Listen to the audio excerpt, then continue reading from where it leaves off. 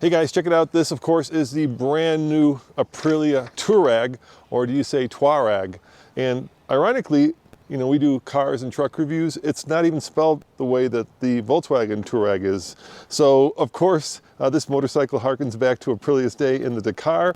And we bought it, maybe 4 months ago now, and in this video I've had a chance to spend some time with it. I've had a chance to ride it, so I'm going to kind of give you my first impressions of what it's like to own and ride the new Aprilia Tuareg. I'm going to go with Tuareg, that's right. So let's start with the important stuff, which is of course how much we paid for it.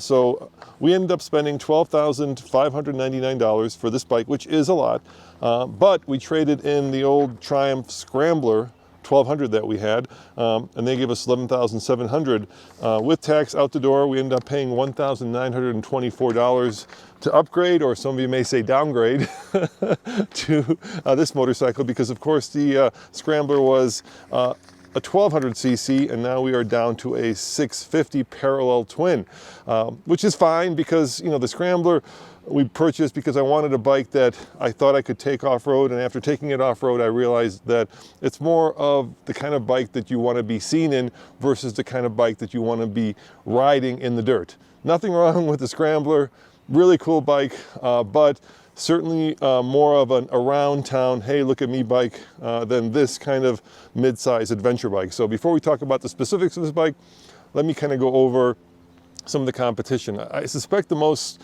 closely related or cross-shop motorcycle would be the Tenere 700.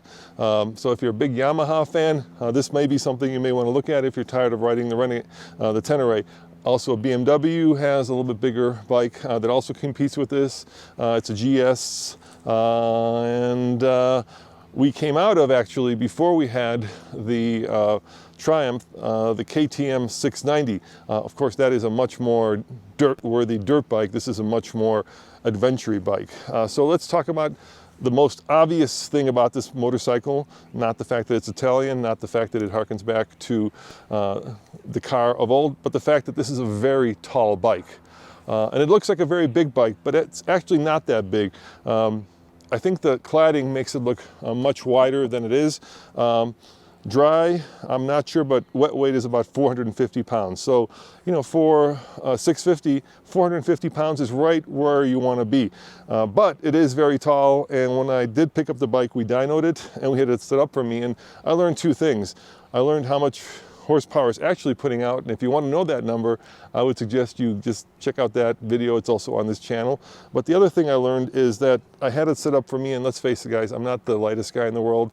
I'm pushing 235 pounds now, and so they set it up for me, but basically they had to max out the suspension for somebody of my weight and height, which makes for a very stiff ride.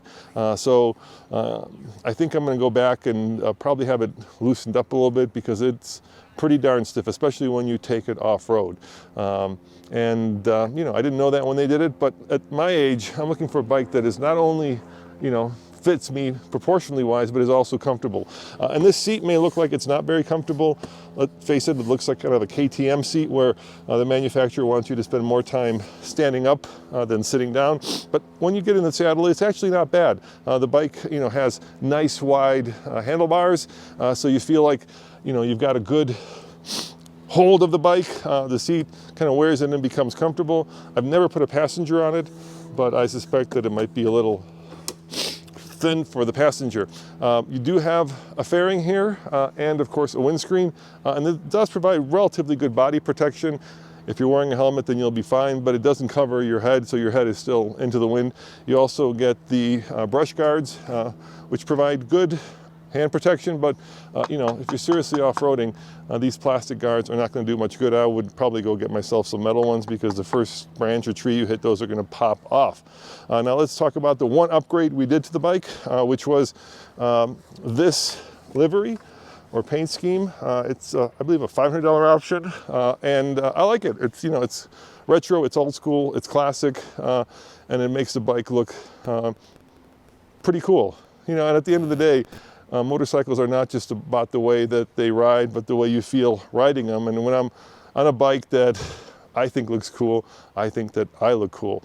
Now let's start it up so you can hear what it sounds like. We're not going to ride it in this video. There are plenty of ride videos. So give me a second here.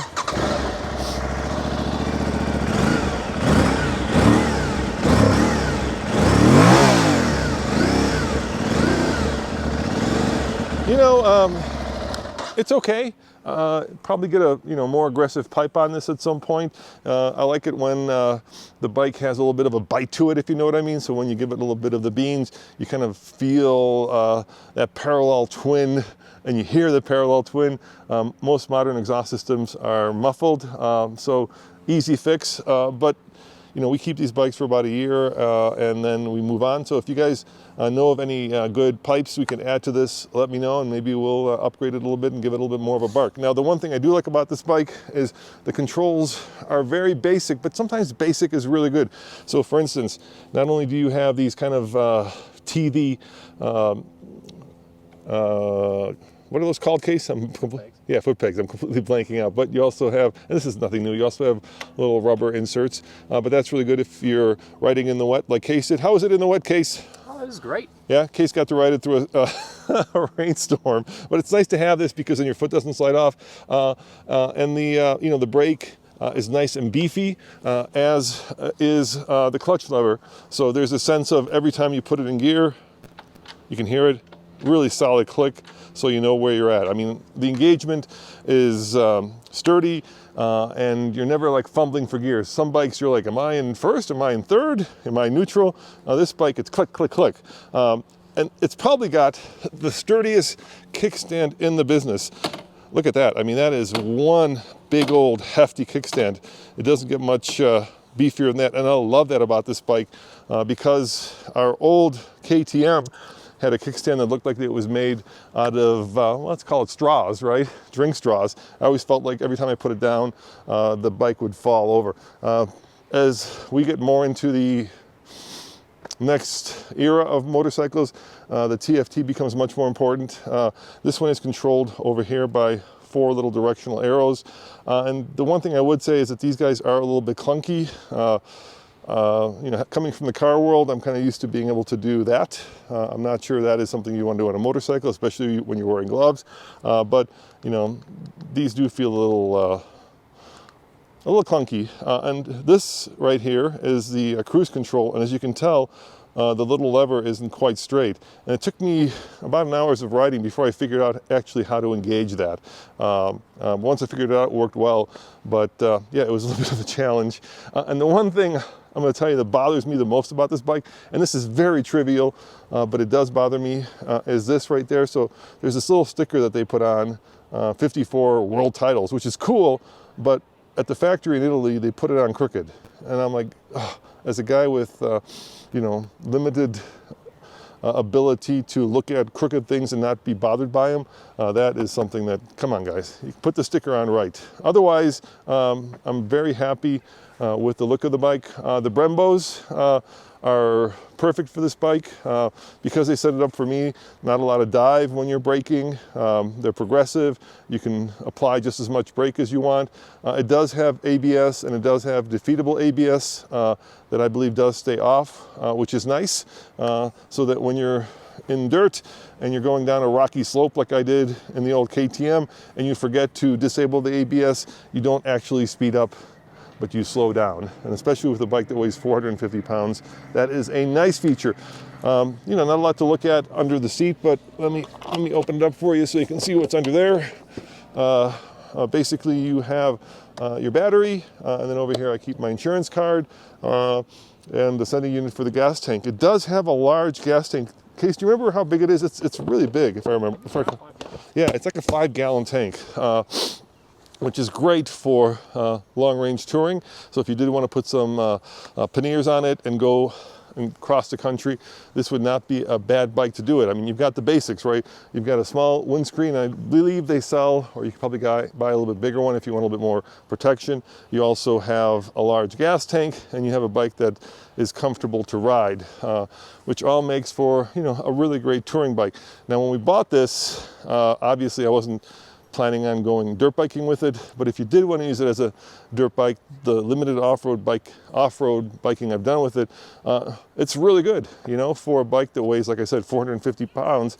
If you're somebody like me who's big and, you know, who's got the ability to kind of heft it around off-road, it does really well. These tires, obviously they're not full-on knobbies, but they do offer good grip and they do offer good traction when you're off-road. I find that the balance of the bike is really good.